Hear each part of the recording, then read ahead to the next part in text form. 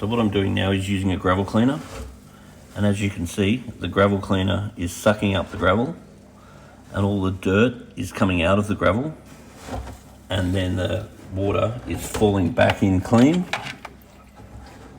And I would recommend using a gravel cleaner every water change. This will allow you to clean your gravel without taking all the good water off the top.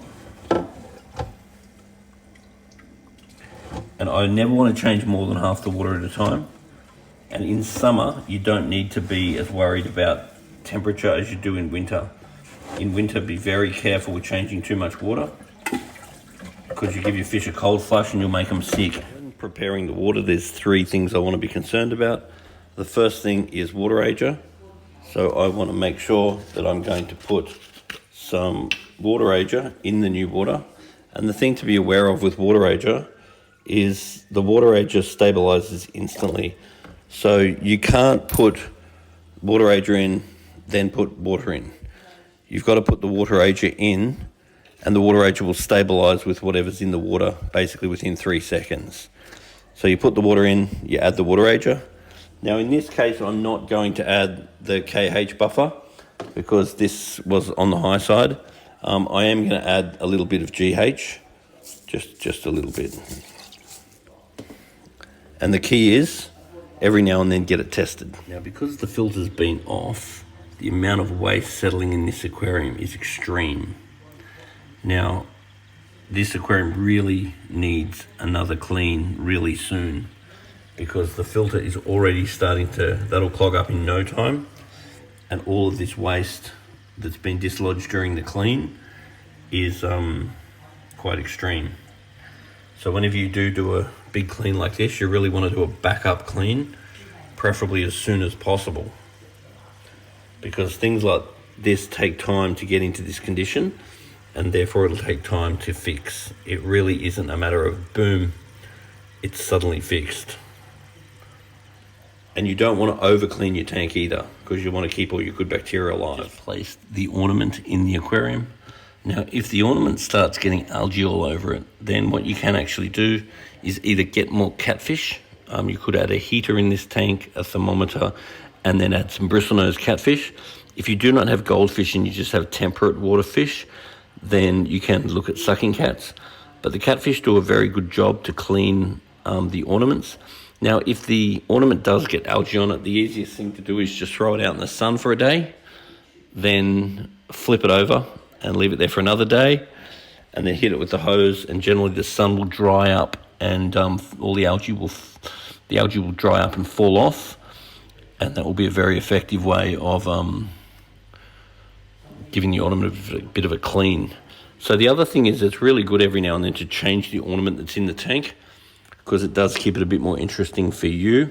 And it's definitely the case that as far as the fish are concerned, this ornament is their life. That's the thing that they sort of swim around and revolve around. So swapping it around gives the fish like a whole new world to go and explore. So other fish you could consider putting with this goldfish. Now, this is a very small tank for goldfish, so in a perfect world you'd probably trade this fish in, and then you would either get a heater and then get a whole range of smaller fish with better developed digestive systems.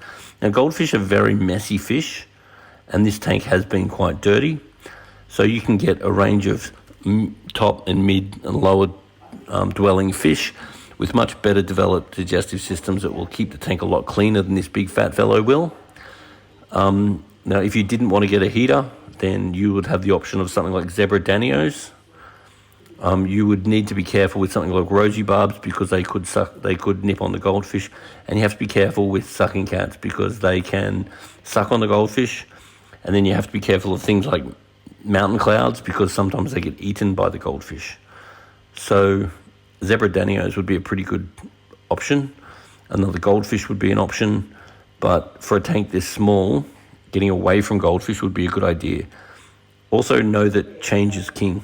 So if you've enjoyed this fish for a period of time, but then after a while, if you can walk past your tank without looking at it, it's a really good idea. You can just trade the fish in, swap him for something different, and we can get him in a more relevant situation, and you getting new fish tends to reignite your interest, because change is king. Ultimately, fish keeping is 50% water quality, so it's important you have the right products to control your water quality, and it is 50% nutrients. So the quality of the food you feed is half of fish keeping. Now, this food is going to be fed from now on. This is not what was previously fed, but this food here is probiotics from New Life Spectrum, and I would suggest this is about the cleanest and best food on the market. This is a cold extruded food, so it is not a pressure cooked, heavily processed food. Many foods will have a whole bunch of nutrients on the label, but you're really not getting those nutrients at all because of the way that the food is actually prepared. Now, because this is a cold extruded food, then you're actually getting the nutrients, and it's also a probiotic food, and it has over 3 million live probiotic bacteria in it. Now, the probiotic bacteria is pretty much amazing, because the probiotic bacteria means when the fish poo, the bacteria in the poo eats the poo. So you'll find that a tank fed on this food is so much cleaner. And it's also a complete food, so you can use it for all types of fish, and you can use it on its own because it has a huge array of high quality ingredients, and I get very, very good results out of feeding this particular food. I find that when I change someone to this food, after a month, I do notice the tank's cleaner. After 2 months, I'm generally amazed how much cleaner the tank is staying, because many foods are just processed crap in a can. Now, whenever you do anything significant to the aquarium, whether it be add new fish or whether it be do a big clean out, it's really good to not feed your fish for a couple of days. That just allows the bacteria to stabilize a little bit.